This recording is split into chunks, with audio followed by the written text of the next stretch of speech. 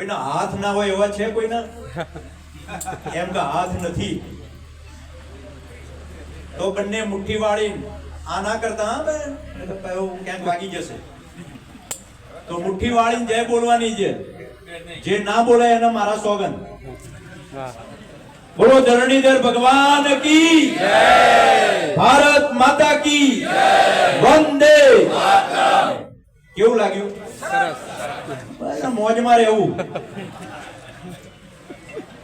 આજે આપણું આ વિક્રમ સંવતનું નવું વર્ષ અને એમાંય જૂનો બનાસકાંઠા જિલ્લો. હજુ તો બનાસકાંઠા ભૂલતા ભૂલતા તો વાર થશે બધા. તો આપણો નવો વાવ થરાદ જિલ્લો કનુભાઈ આ પહેલું જશે સંમેલન વિધાનસભા નહીં આપણી આ જિલ્લા પંચાયતના જે શરૂ કર્યા છે. તો જિલ્લા પંચાયત સીટમાં તમે બધાએ વટ પાડી દીધો છે એટલા માટે બધા તમારી જાત માટે તાલી પાડો. તો આપણા ચડાવ જિલ્લા પંચાયતની આ આત્મનિર્ભર ભારત સંકલ્પ આ સંમેલનમાં આપણી સૌની વચ્ચે આપણું ગૌરવ તમે બધાએ હમણાં જ પેટા ચૂંટણીમાં જીતાડ્યા અને પેટા ચૂંટણીમાં જીતાડ્યા પછી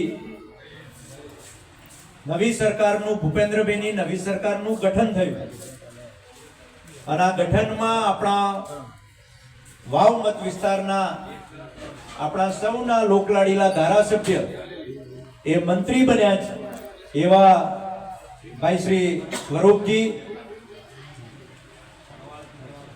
આ ઝોનના પ્રભારી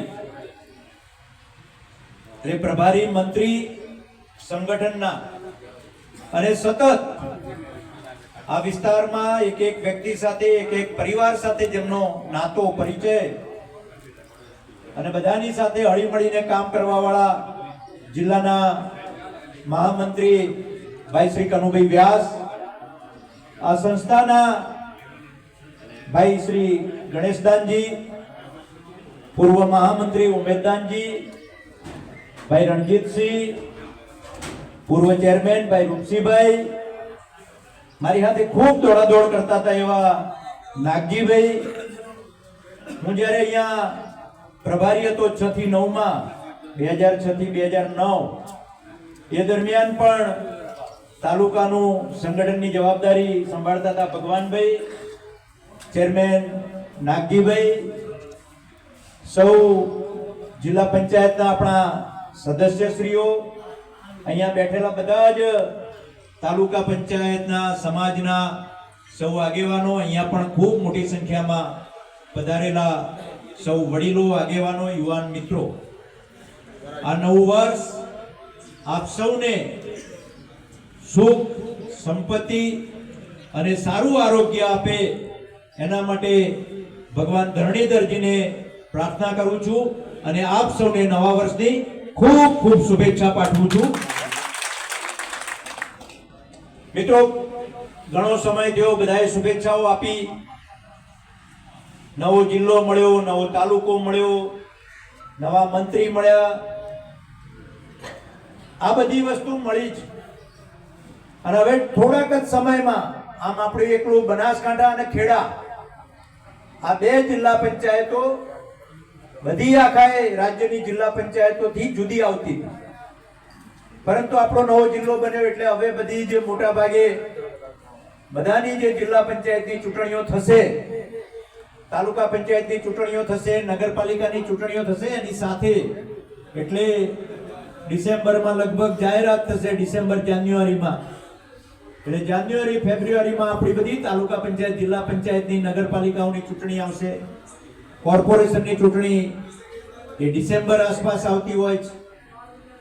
અને આપણે માનનીય નરેન્દ્રભાઈ મોદીએ આપણા બધાના આધાર ઉપર આ દેશના 140 કરોડની જનતાના વિશ્વાસ ઉપર 2047માં વિકસિત ભારત, આ વિકસિત ભારત બનાવવા માટે આત્મનિર્ભર થવું એ ખૂબ જરૂરી છે. એટલે આત્મનિર્ભર ભારત થવા માટે આપણે બધાએ વ્યક્તિગત સંકલ્પ કરવો પડશે. આપણે બધાએ જો નક્કી કરીશું કે 2047માં વિકસિત ભારત કરવું હશે તો આપણે બધાએ આપણા દેશમાં બનતી વસ્તુઓ, આપણા દેશમાં જે ઉત્પાદન થતી હોય એ બધી જ વસ્તુઓનો ઉપયોગ કરીશું. કોઈ વિદેશી વસ્તુનો આપણો ઉપયોગ નહીં કરીએ. અને એટલા માટે આત્મનિર્ભર ભારત એનો સંકલ્પ પણ હમણાં આપણે